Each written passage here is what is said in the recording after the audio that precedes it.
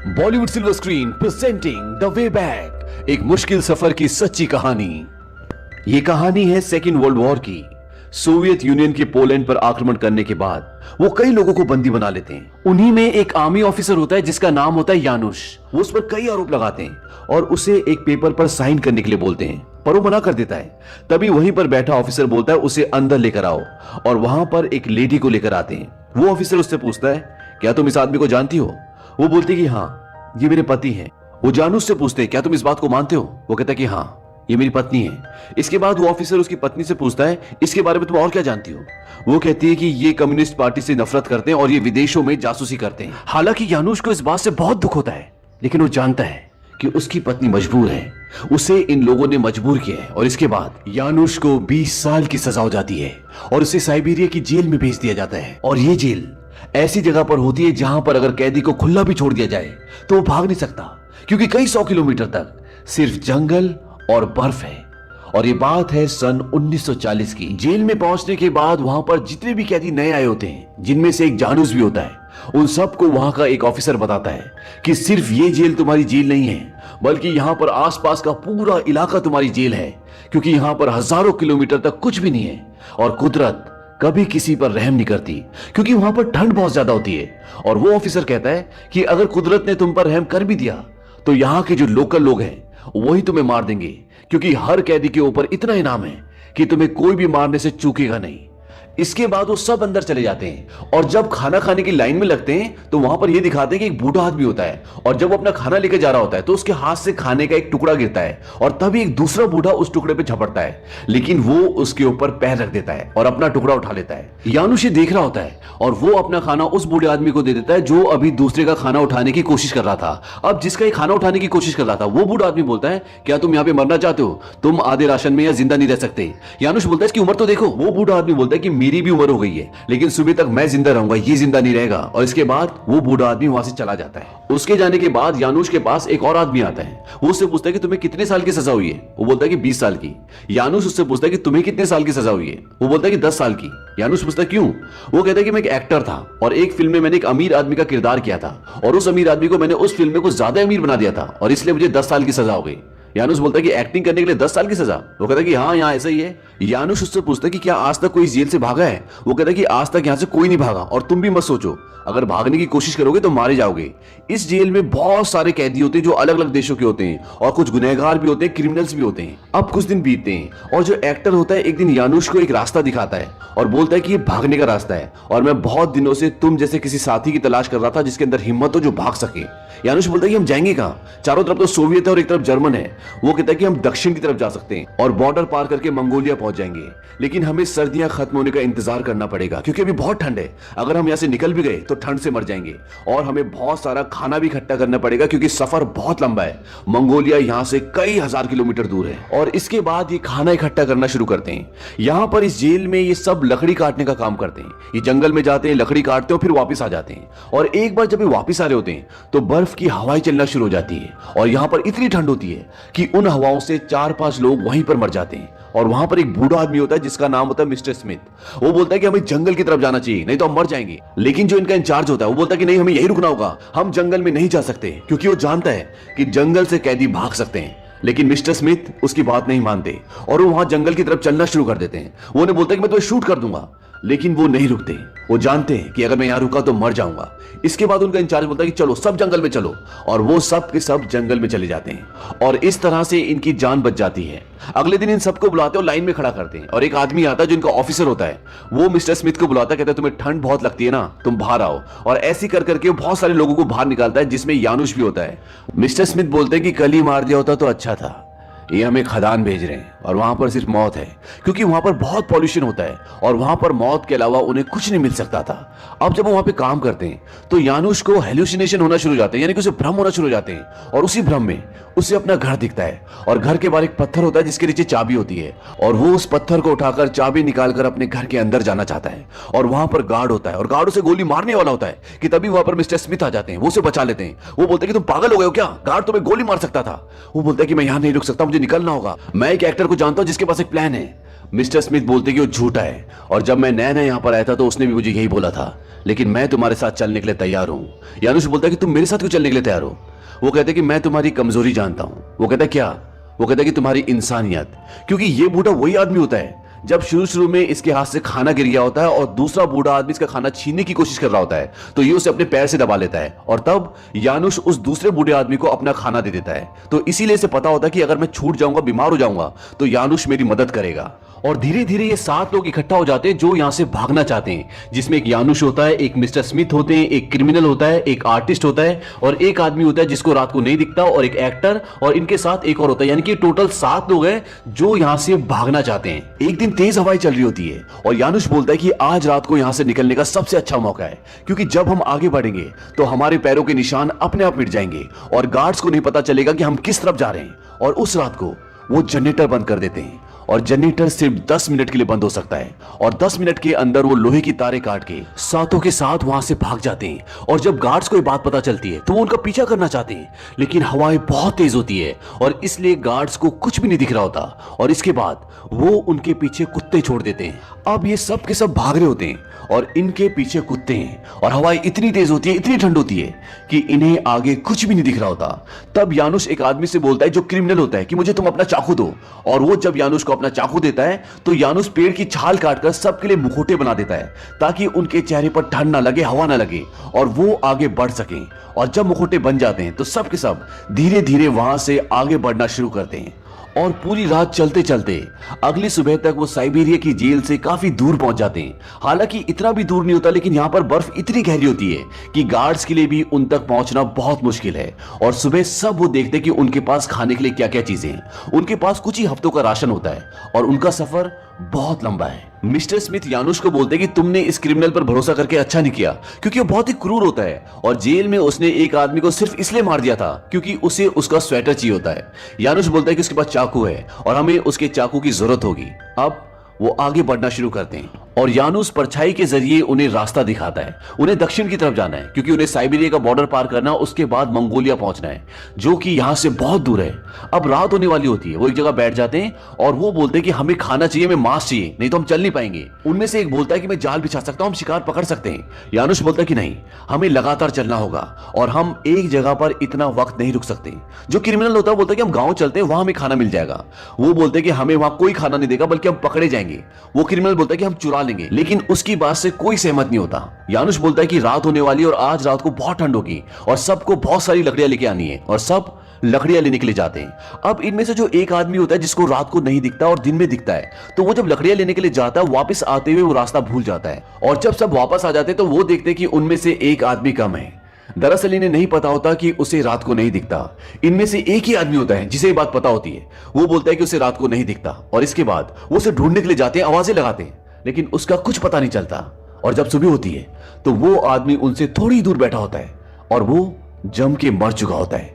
वो उसे वहीं दफनाते हैं और आगे का रास्ता तय करते हैं। इन्हें चलते चलते कई दिन हो चुके हैं और बर्फीला इलाका पीछे छूट चुका है। ये एक जंगल के रास्ते होते हुए आगे बढ़ रहे होते हैं। ये सब भूखे हैं, कमजोर हैं और अब इन सबको ये लगता है कि ये नहीं बचेंगे। हालांकि जिस झील तक ये पहुंचना चाहते हैं, प्लान के मुताबिक इन्हें वहां पर एक हफ्ते पहले पहुंच जाना चाहिए था, लेकिन अभी भी ये वहां से बहुत दूर होते हैं। और एक दिन जब ये सो रहे होते हैं तो उन्हें कुछ जानवरों की आवाजें आती हैं, और जब ये उन आवाजों की तरफ जाते हैं तो देखते हैं कि कुछ भेड़ियों ने एक शिकार किया होता है। ये भागते हुए उस तरफ जाते हैं, सारी भेड़ियों को भगा देते हैं और उस शिकार को जानवरों की तरह खाते हैं, क्योंकि ये भूखे हैं और अगर ये नहीं खाएंगे तो मर जाएंगे। इसके बाद यानुश ये तय करता है कि वो अकेला ही आगे जाकर रास्ता देखेगा, क्योंकि सब चल नहीं सकते, उनके अंदर इतनी ताकत नहीं है। और यानुश वहां से निकल जाता है और जाने से पहले वो बोलता है कि अगर मैं एक हफ्ते में लौट कर नहीं आया तो समझ लेना कि मैं नहीं रहा।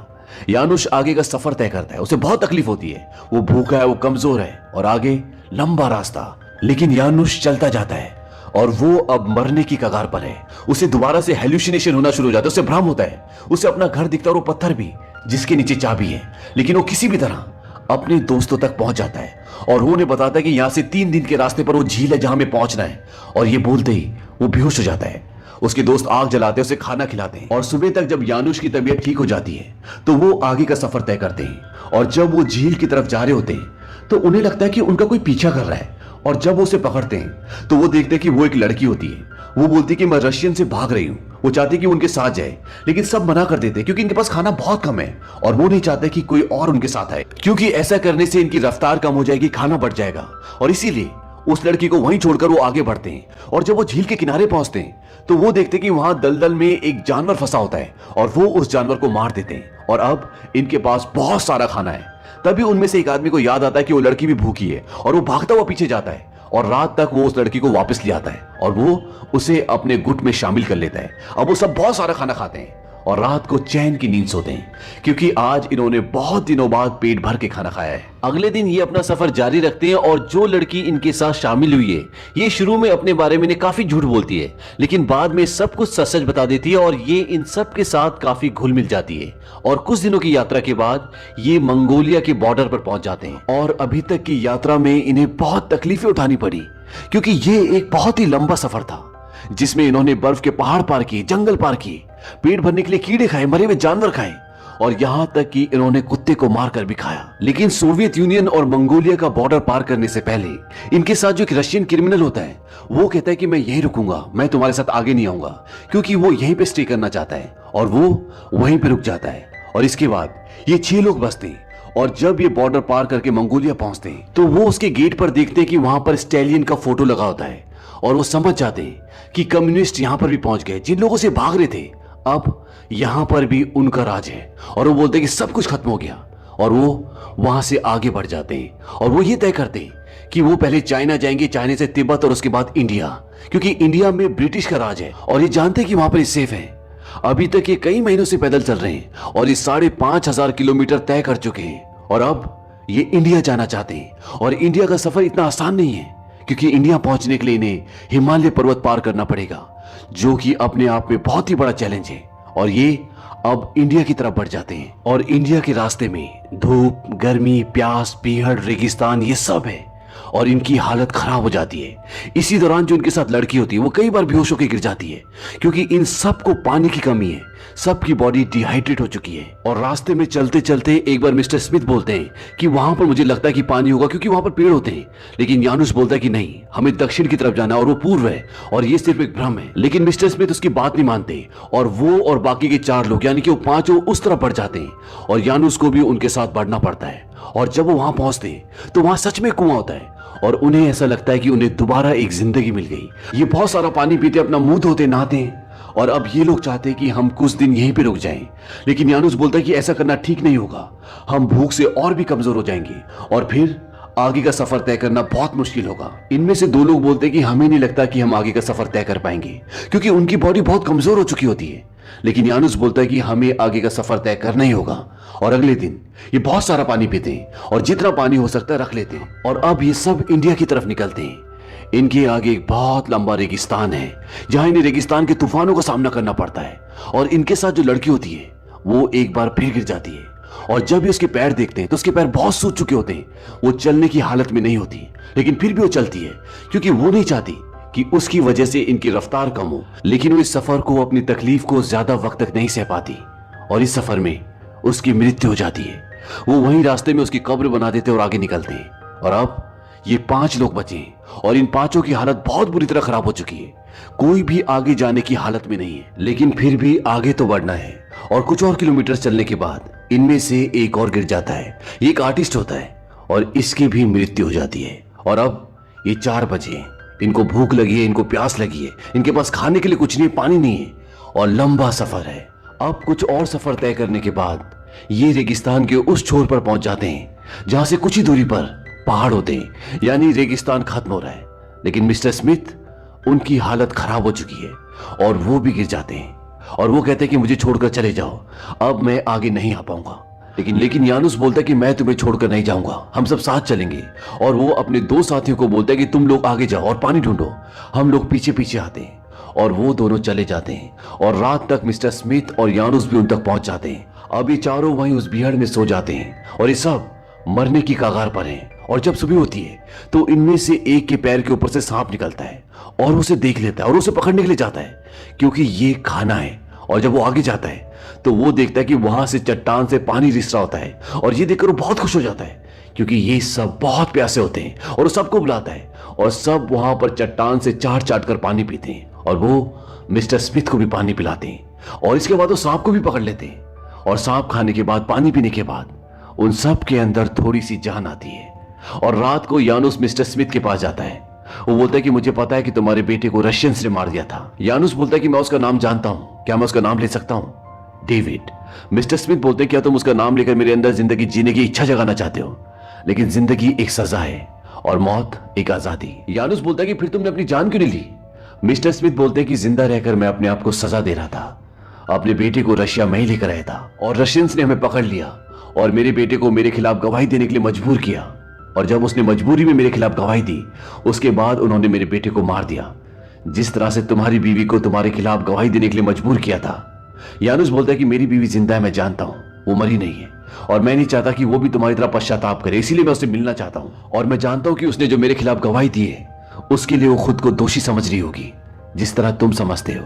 इसीलिए मैं किसी भी हालत में उससे मिलना चाहता हूं।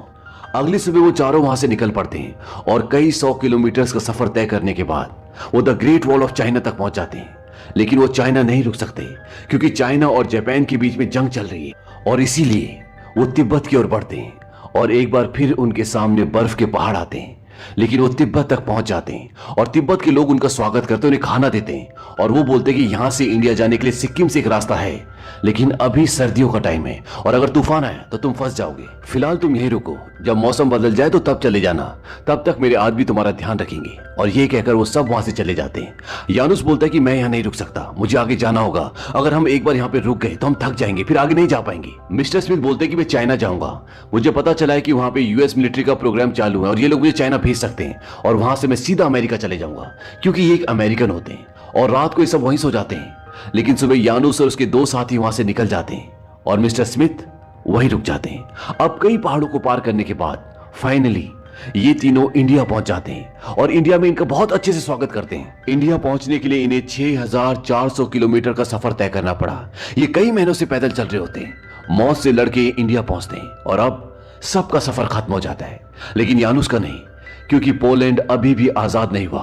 वो अभी भी कम्युनिस्ट के अंडर है, वो उनके कब्जे में। लेकिन यानुस अगले 50 सालों तक अपने घर नहीं जा पाया। वो देश विदेश घूमता रहा क्योंकि अगर वो पोलैंड जाता तो उसे दोबारा पकड़ लिया जाता। और जब सन 1989 को पोलैंड आजाद हुआ, उसके बाद यानुस अपने घर जाता है और कहानी के अंत में वही सीन दिखाते हैं जो बार बार उसको भ्रम होता था। एक पत्थर के नीचे चाबी है और वो चाबी उठा के दरवाजा खोलना चाहता है। यानुस बूढ़ा हो चुका है और वो पत्थर उठाता है, चाबी खोलता है और अंदर जाता है जहां पर उसकी बीवी होती है। वो भी अब बूढ़ी हो चुकी है। वो उससे मिलता है और वो दोनों एक दूसरे के गले लगकर बहुत रोते हैं और इसी के साथ ये सच्ची कहानी खत्म हो जाती है। ये पूरी कहानी सन 1939 की थी, जब सेकेंड वर्ल्ड वॉर चल रहा था। उस वक्त पोलैंड के वेस्ट पर हिटलर ने, जो कि जर्मनी का लीडर था, और पोलैंड के ईस्ट पर स्टैलियन ने, जो कि सोवियत का लीडर था, इन दोनों ने कब्जा कर लिया था। इसी के चलते स्टैलियन ने पोलैंड के बहुत सारे लोगों को बंदी बना लिया था और यानुस भी उन्हीं में से एक था जिसकी कहानी हमने आपको सुनाई है। दरअसल इस कहानी पर एक किताब लिखी गई थी और उसके बाद सन 2010 में इस सच्ची घटना पर द वे बैक मूवी बनी। अगर हमसे कुछ इन्फॉर्मेशन छूट गई हो या आपको इस बारे में कोई भी इन्फॉर्मेशन हो तो हमारे कमेंट बॉक्स में जरूर लिखें।